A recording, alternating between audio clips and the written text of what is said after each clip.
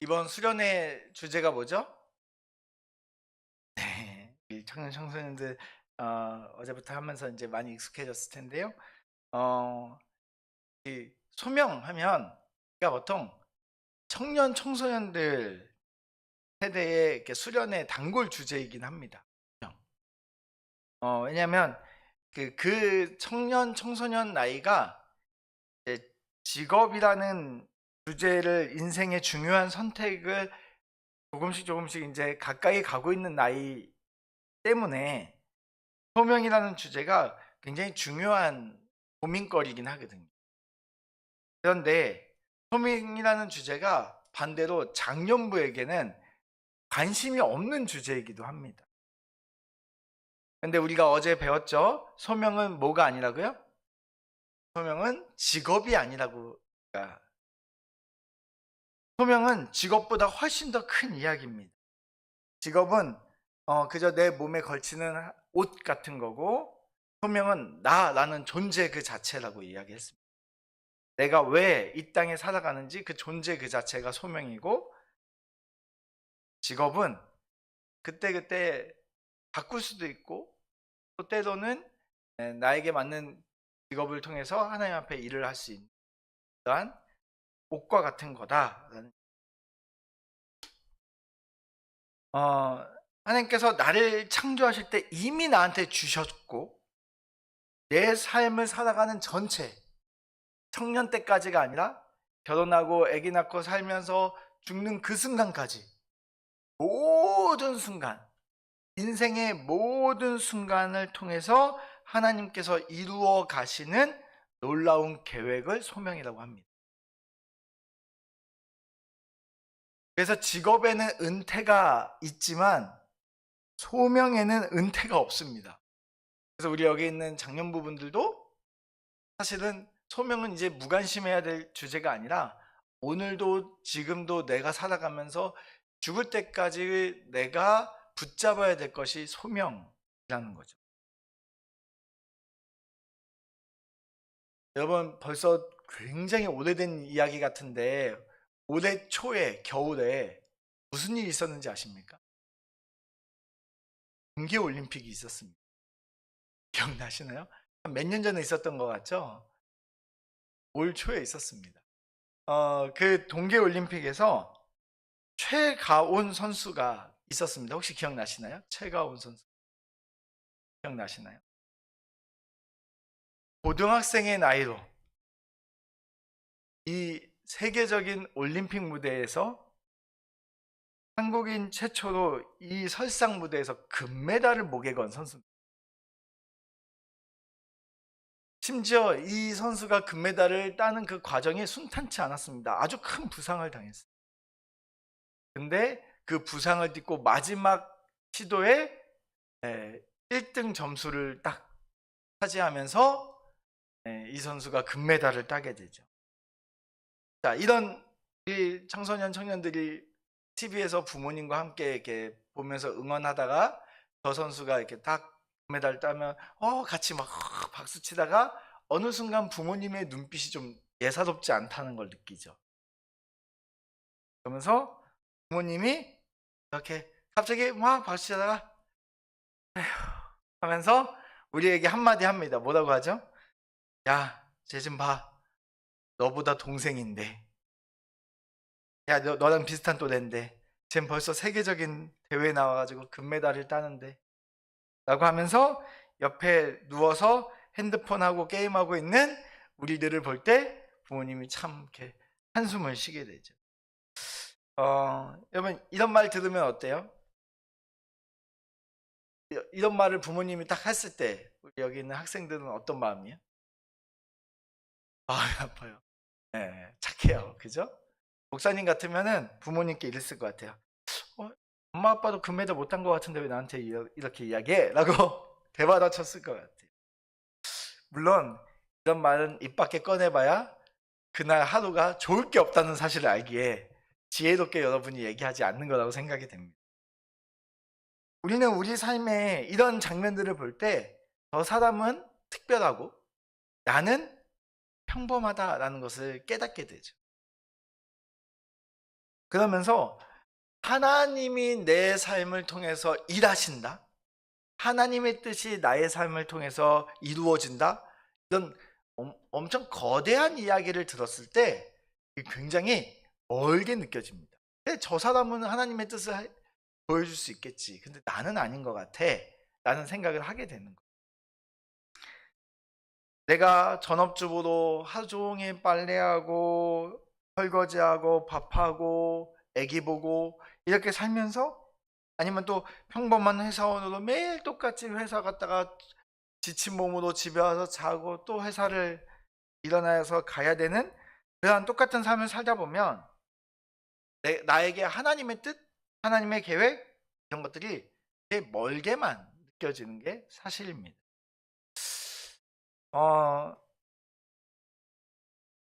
여러분, 어떤 학생이 오늘부터 진짜 열심히 공부해야지 라고 생각하고 책상 앞에 딱 앉았습니다.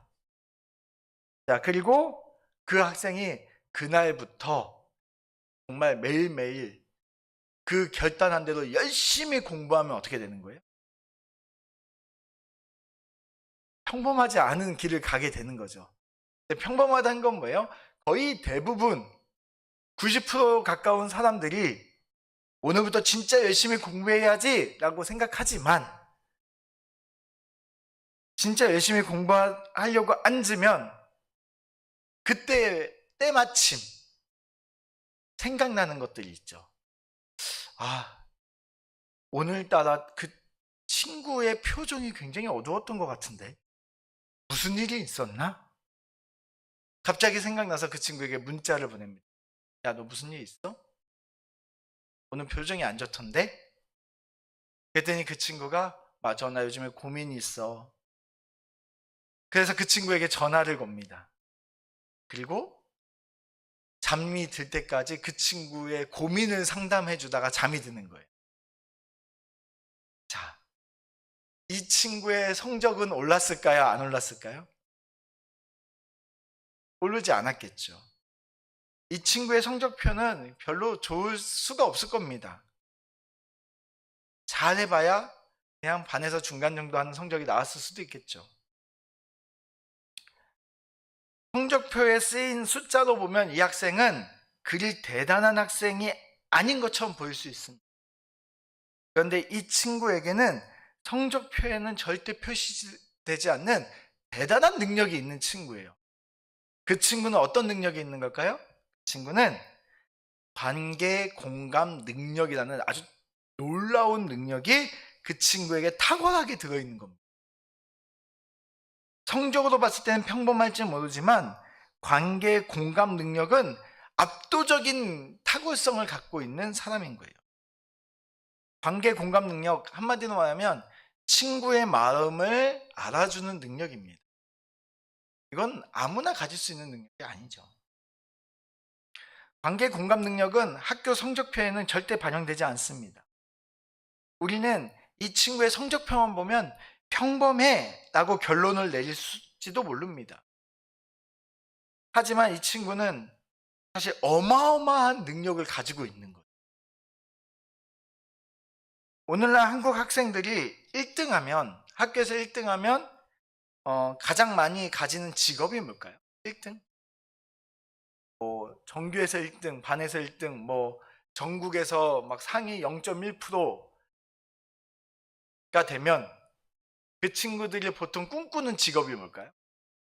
네, 의사예요. 한국 사회에서 공부를 1등하면 의사가 됩니다. 의대에 들어가죠. 그러나 의사는 사실 필요한 능력은 공부가 아니에요. 물론 공부도 필요하죠. 하지만 공부만 잘해서 되는 직업은 결코 아닙니다. 공부보다 중요한 능력이 하나 필요해요. 그게 뭘까요? 바로 그 성적표에는 등장하지 않는 능력이 필요한데, 바로 환자를 사랑하고 섬기는 마음이 필요합니다. 그 능력이 필요해요.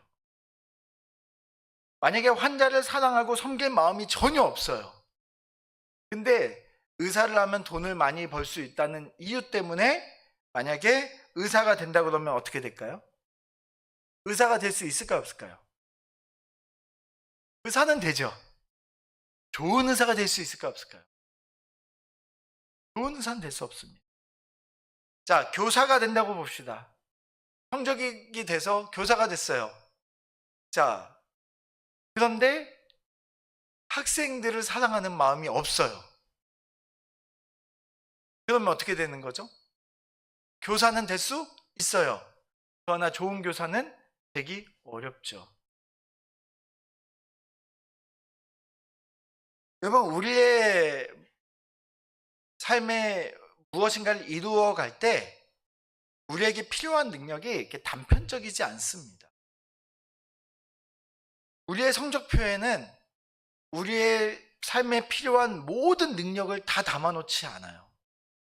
근데 우리가 학생들이 대부분 성적표를 가지고 자기 자신을 바라보기 때문에 학생들은 나의 성적, 그리고 우리 대학생들은 내가 지금 다니고 있는 대학, 내 학점, 이런 내 스펙들이 내가 어떠한 존재인지를 규정한다고 생각을 해요. 하지만 정말 중요한 것은 그 성적표에 담기지 않은 수많은 능력들이 있고 우리에겐 그 수많은 능력들이 이미 우리에게 주어져 있다는 거예요. 자, 성경을 한번 볼까요? 성경은 언제나 평범한 것들이 놀라운 일을 하는 이야기들로 가득합니다. 여러분, 출애굽기 4장에 보면은 모세에게 하나님이 너의 손에 무엇이 있냐고 물어봅니다. 뭐가 있었을까요? 모세의 손에 특별한 능력이 있는 게 아니라 그냥 지팡이 하나 들려 있습니다. 양을 치고 그래서 흙이 묻고 낡은 그 지팡이 하나가 있습니다. 그 평범한 나무 지팡이 하나로 하나님께서 그의 삶에 함께하자 그 나무 지팡이가 반석을 가르고 물을 냈고 그 다음에 홍해를 가르게 됩니다. 그 평범한 지팡이를 통해서 하나님의 계획을 이끌어 가시고 그걸 통해서 하나님께서는 이스라엘 백성들을 출애굽해서 광야의 삶을 이끌어 가시는 것을. 그러니까 평범한 것을 하나님은 평범한 것을 특별하게 사용하십니다. 사무엘상 17절에 보면 다윗이 골리앗과 싸우는 장면이 등장합니다. 그때 다윗의 손에는 무엇이 들려 있었죠? 다윗은 골리앗과 싸우기 위해서 무엇을 들고 나갔나요? 무슨 다이아몬드 칼을 들고 갔거나 뭐 흑요석 칼을 들고 나갔거나 전설의 검을 들고 나간 게 아니잖아요. 다윗 손에 들고 있었던 것은 시냇가에서 주운 작은 돌멩이였습니다. 아주 평범해요. 길에 떨어져 있으면 아무도 거들떠보지 않았던 그 돌멩이에요. 그 돌멩이 5개를 가지고 골리앗 앞에 나아가자 하나님께서 그 평범한 돌멩이를 사용하셔서 골리앗을 쓰러뜨리고 그 돌멩이로 쓰러뜨린 그 골리앗으로 말미암아 다윗이, 평범한 목동이었던 다윗이 하나님의 백성을 이끌어가는 왕이 되는 자리에 올라가게 됩니다. 그러니까 평범하다고 해서 하나님이 못 쓰는 게 아니에요. 평범해도 하나님이 쓰시면 평범함이 특별함으로 변하게 됩니다. 여러분, 우리가 계속해서 살펴봤던 마가복음에 살펴봤던 오병이어 사건을 보면 오병이어 사건은 갑자기 배가 고프니까 예수님께서 백종원 씨를 소환해 가지고 식사를 차리려고 한 게 아니잖아요.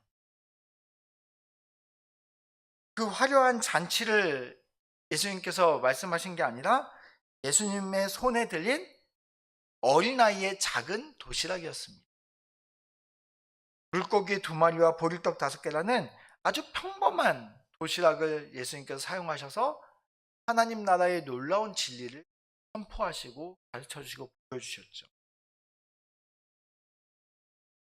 여러분, 성경은 계속해서 무엇을 보여주냐면 평범하지만 세상의 기준과 세상의 눈으로 볼 때는 평범할진 모르지만 그 평범함이 하나님의 손에 들리면 특별한 능력을 발휘하게 된다는 것을 보여주고 있습니다. 여러분이 특별해지려고 노력하는 것보다 더 중요한 게 뭐예요? 여러분이 하나님 손에 들려 있는 거예요. 자, 우리 오늘 본문 말씀 에베소서 2장 10절 2장 말씀을 전체적으로 다시 한번 살펴볼 텐데요. 우리 1절 말씀 한번 읽어보겠습니다. 시작.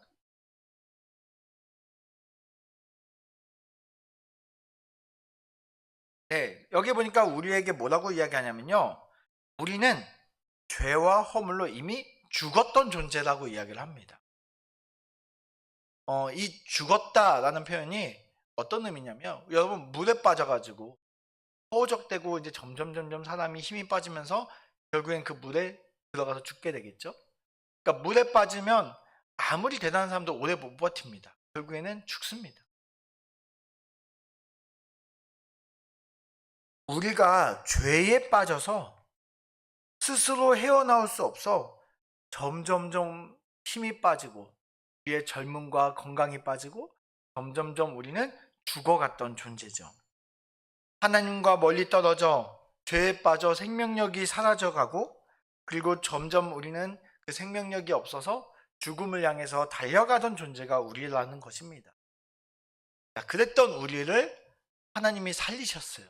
어떻게 살리셨는가? 4절에 보니까 4절 같이 읽어볼까요? 시작.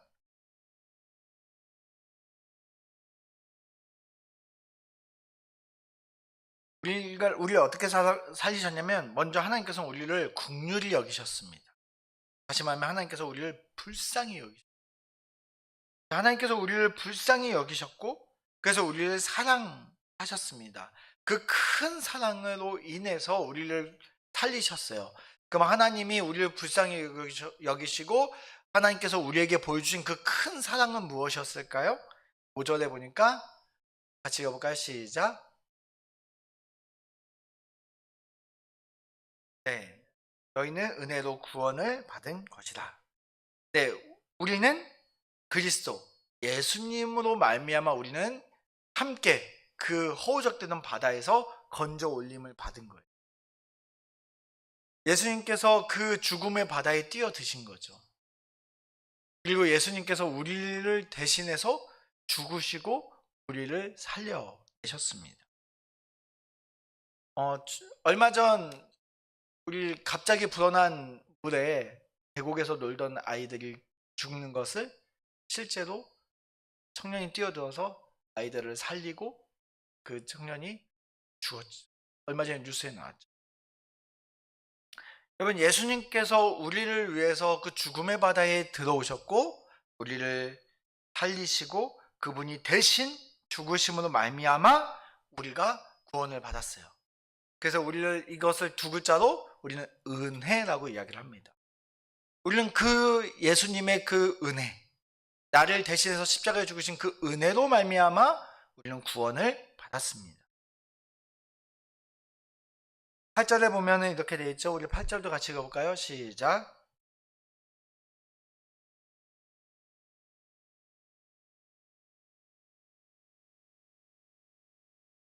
네, 우리는 이런 하나님의 놀라운 선물을 받은 자들입니다. 우리가 무엇을 잘해서 받은 게 아니고요, 하나님이 긍휼히 여겼기 때문에, 우리가 죽음의 바다에 빠져 죽어가는 우리의 모습을 불쌍히 여기셨기 때문에 하나님께서 일방적으로 우리에게 주신 선물이라는 거예요. 선물은 돈 주고 사는 걸 선물이라고 이야기하지 않습니다. 우리 청년 학생들 많이 또 어제 뽑았고 이제 막 선물도 주고 뭐 이럴 텐데, 그 선물을 주고받는데 선물 주면서 야 이거 5,000원이야 5,000원 내놔 라고 하면 그건 선물이 아니죠. 하나님께서 우리에게 이것을 선물로 주셨어요. 그 얘기는 뭐예요? 우리에게 이것을 가지고 뭐 어떤 대가를 받거나 그런 게 아니라 이유는 하나예요. 하나님 우리를 불쌍히 여겼기 때문에 주신 선물인 거예요. 그 일방적인 그 하나님의 사랑으로 말미암아 우리는 그 선물로 우리는 구원을 받았습니다. 자, 그렇다면 이제 우리는 어떤 삶을 살아야 될까요? 자, 내가 죽음의 바다에 빠져 죽어가고 있는데 예수님이 나를 위해서 십자가에서 대신 죽으시는 그 하나님의 큰 사랑의 선물을 받아서 우리가 구원받았다면 우리는 어떻게 살아야 될까요? 그 이야기가 우리가 아까 읽었던 10절 말씀이에요. 자, 우리 10절 다시 한번 읽겠습니다. 시작.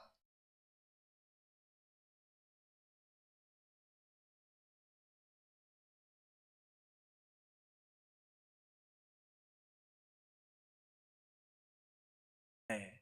여기 보니까 우리는 그가 만드신 바다라고 이야기를 하고 있습니다. 여러분, 여기 만드시다라고 했던 그가 만드신 바라는 말은 헬라어로는 포이에마라는 뜻입니다. 포이에마. 영어에서 비슷한 영어 단어 중에 하나가 뭐가 있냐면 포엠이 있습니다. 포엠이 뭘까요? 시예요, 시. 자, 시를 뜻하는 포엠이 여기서 등장합니다. 자, 여러분, 여기 스마트폰이 있는데, 자, 우리가 스마트폰이 요즘에 날이 갈수록 더 비싸지고 있죠? 네. 자, 이 스마트폰을 보면서 우리가, 야, 진짜 예술 작품이야 라고 이야기를 하나요? 스마트폰은 뭔가 대단하고 특별한 능력이 있고 우리 삶의 많은 일들을 대신해주는 엄청난 역할을 하지만 우리가 스마트폰을 보면서 예술 작품이라고 말하진 않습니다. 아무리 그게 비싸졌다 해도 우리는 예술 작품이라고 말하진 않아요. 왜냐하면 이것은 공장에서 찍어 나오는 거기 때문에 그렇습니다. 네, 내가 갖고 있는 거나 제가 갖고 있는 거나 똑같은 모양으로 똑같이 생겨서 나오는 거예요. 이런 거를 가지고 우리가 공산품이라고 이야기를 합니다. 공장에서 생산한 제품. 우리는 공장에서 생산한 제품을 예술이라고 말하지 않습니다. 여러분, 근데 시는 다릅니다. 시는 작가가 단어 하나하나 고르면서 피땀 흘려서 써내려간 세상에 단 하나밖에 없는 작품입니다. 이건 세상에 하나밖에 없는 거예요. 여기 포이에마, 그가 우리를 만드신 바라 라고 했던 이 만드신 바라는 의미가 이런 의미입니다. 우리는 하나님 나라 공장에서 퐁퐁퐁 찍어서 나온 붕어빵 같은 존재가 아니라는 거예요. 우리는 작가의 특별한 의도가 담긴 시와 같이 예술 작품이라는 거예요. 그러니까 하나님이 여러분을 만들 때, 이 땅에 보내실 때 여러분을 그냥 보낸 게 아니라 여러분을 한 땀 한 땀 단어 하나하나 골라내며 시를 써 가듯이 쓰고 지우듯이 여러분이라는 사람 하나를 만드실 때 하나님이 정말 많은 고민과 생각과 계획을 가지고 여러분의 특별한 모습을 가지게 해서 이 땅에 보내셨다는 거예요.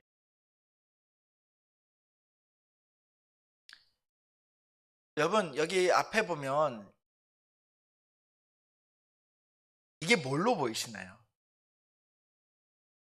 이게 여러분 눈에 예술 작품으로 보입니까? 애들이 장난친 낙서처럼 보입니까? 낙서로 보이십니까? 예술 작품으로 보이십니까? 요즘 현대 미술이 이렇게 애매모호해요. 네. 자, 여러분, 이 작품은 한국에 초대된 세계적인 예술가 존 웬의 작품입니다. 이 존 웬의 작품, 이 작품의 가격 얼마일까요? 여러분, 얼마면 사시겠어요? 여러분, 이 작품의 가격이 5억입니다.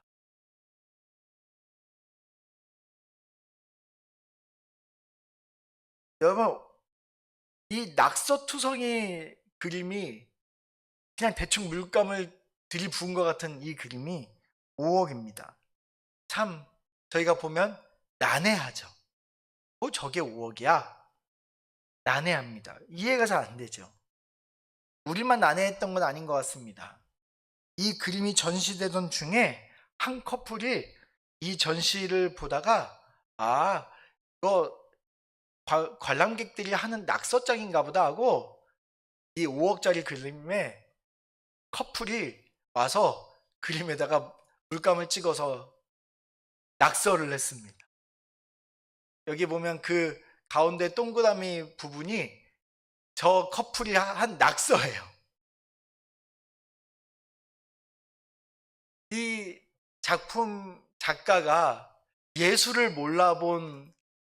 몰라준 거에 대한 너무나 마음 아픈 이야기를 이렇게 인터뷰에서 합니다.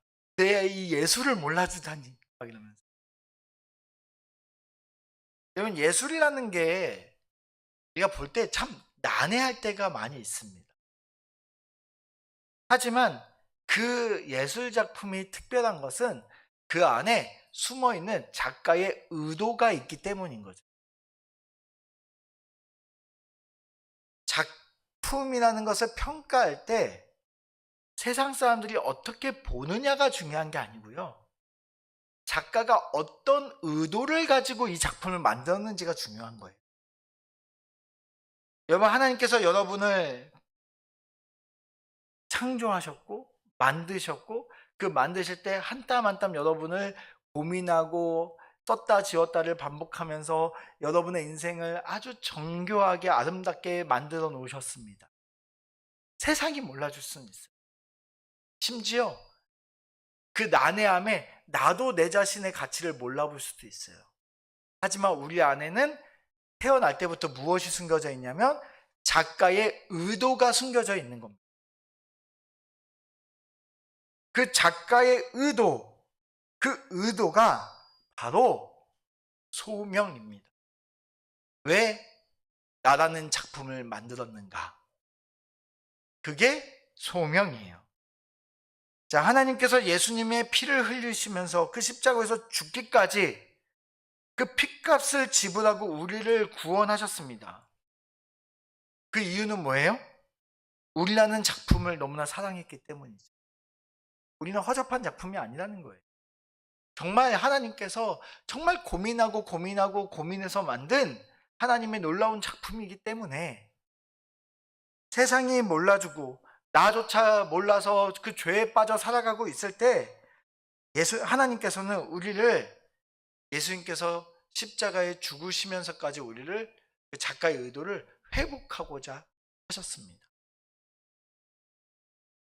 여러분, 우리가 이것만으로도 우리는 충분한 가치가 증명된 자들이에요. 여러분, 우리는 얼마짜리예요? 예수님께서 십자가에 죽으심으로 우리를 구원하셨다는 것은 최소 우리는 예수님 짤이라는 거예요. 예수님 핏값 주고 샀잖아요. 저 그림이 5억인 것은 5억 주고 누군가를 사기 때문에 5억인 거잖아요. 하나님이 우리를 핏값 주고 예수님의 핏값 주고 사셨다는 건 우리는 예수님 짤이라는 거예요. 세상이 우리를 몰라보고 무시하고, 그래서 우리에게 함부로 대해서 우리 삶에 막 낙서를 합니다. 야, 니까짓 게 무슨 낙서를 해요. 야, 너 그렇게 살아서 뭐 할래? 낙서를 합니다. 근데 그런 낙서들이 우리에게 있다고 해서 우리의 가치가 바뀌진 않습니다. 예수님의 피로 저 그림에 있는 저 커플들의 낙서를 1,000만 원 주고 지워서 복원을 했거든요. 예수님의 피값 주고 우리의 작품을 복원하고 있는.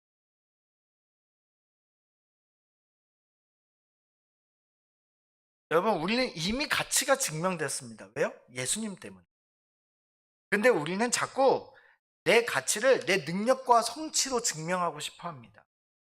남들보다 경쟁에서 앞서야 될 것 같고, 사람들이 인정해줘야지만 내 존재 가치가 있을 것 같은 생각에 빠져 있는 거예요.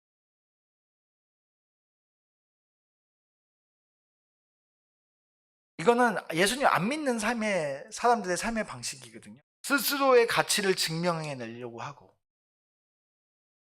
그래서 남들과의 매일매일 경쟁 속에 살고 있고, 사람들이 인정을 받아서 내 존재를 증명하려고 하고, 안 믿는 사람들의 인생입니다. 매일의 삶이 피말리는 경쟁이고, 그러다 보니까 어때요?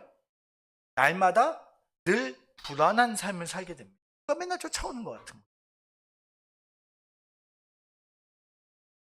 누군가가 나보다 앞서가지 않을까? 누가 나보다 더 인정받아서 내가 인정받지 못하지 않을까? 그런 생각을 하며 살아가는 거예요. 우리가 예수님으로 말미암아 구원받은 예수님 짤이라는 것을 우리가 구원받는 순간에 우리가 확인했다면 우리는 세상 사람처럼 살 수 없습니다. 더 이상 우리는 이 그림에 함부로 낙서하게 할 수 없습니다. 나는 특별한 예술 작품이거든. 여러분, 여기 있는 스마트폰은 이제 최신 기종하고 비교하면 무엇이 더 좋은지가 선명합니다. 이게 한 6년 된 핸드폰이거든요. 자, 그럼 6년 된 핸드폰과 최신 폰과 딱 비교하면 어때요? 누가 더 좋은 폰이에요? 최신 폰이 더 좋은 폰이죠. 왜요? 자, 일단은 여기에 스마트폰이 누가 더 빨라요? 최신 폰이 더 빨라요. 자, 화면은 누가 더 커요? 최신 폰이 더 커요. 카메라는 누가 더 선명해요? 최신 폰이 더 선명해요. 자, 우리가 이런 것들을 숫자로 표현이 가능하거든요. 공산품은 숫자로 평가합니다. 그리고 숫자로 평가하고 그 숫자대로 줄 세우는 것이 가능해요. 근데 우리는 공산품이 아니라고 했죠. 우리는 예술작품입니다. 예술작품은 숫자로 표현이 잘 안 돼요. 예술작품은 가치를 숫자로 표현할 수가 없습니다. 예술작품이란 건 세상에 단 하나밖에 없는 특별한 존재이기 때문에 그 가치를 돈으로 매길 수 없는 게 사실이에요. 피카소의 100억짜리 작품이나 하이미가 그린 도화지에 그린 100원짜리 그림이나 아빠의 입장에서 피카소의 그림보다 딸의 그림이 더 소중하다면 이거는 돈으로 가치를 매길 수 없는 그 기준이 있는 거예요. 여러분, 예술작품은 그래서 가치를 따질 수가 없습니다. 숫자로 표현이 안 돼요.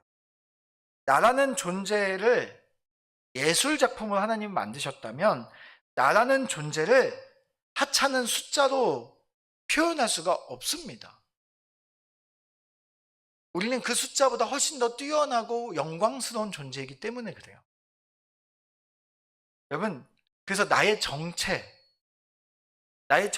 뭘까요, 그러면? 예술작품이라고 했는데 도대체 나의 정체는 뭐예요?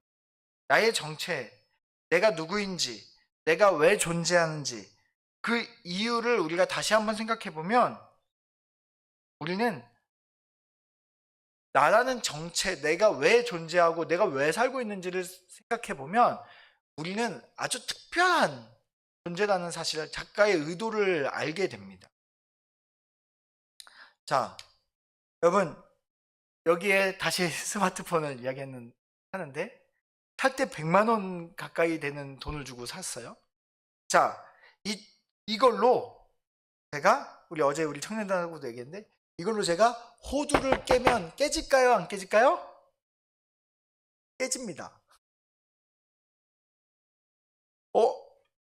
호두를 깰 게 없네 하고 이걸로 꽝 치면 호두 깨집니다.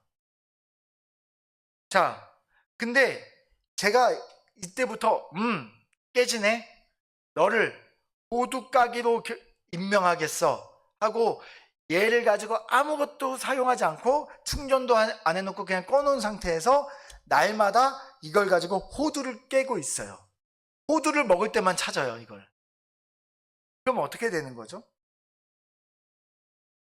그러면 이 100만 원이 가까이 되는 이 핸드폰이 존재의 이유를 우리가 잘못 알고 있는 거죠.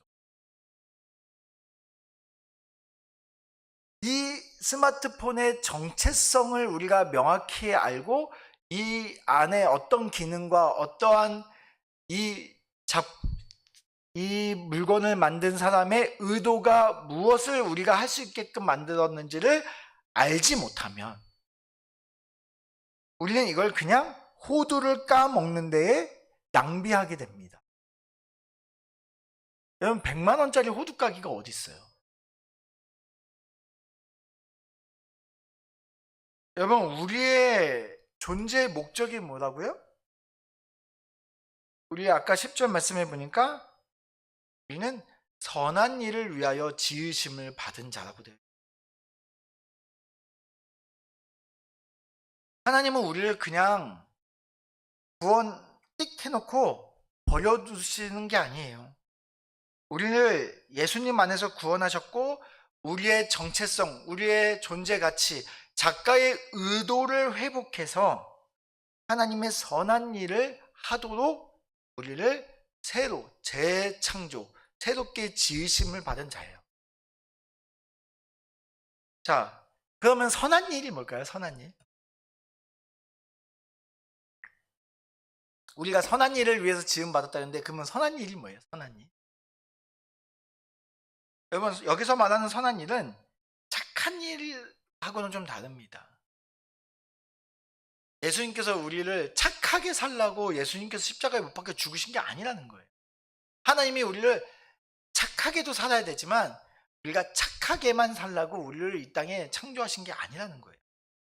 작가의 의도는, 여기서 말하는 그 선한 의도는, 일은 그냥 착한 게 아니라 하나님의 뜻을 이루는 것을 이야기합니다.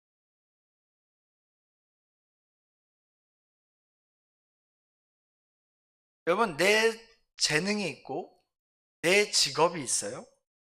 그걸 가지고 내 필요를 채우고 내 먹고 사는 문제를 해결하고 내 삶을 살아가고 내가 즐거우려고 살아가는 것은, 그것은 남들에게 피해를 주지 않았을진 모르지만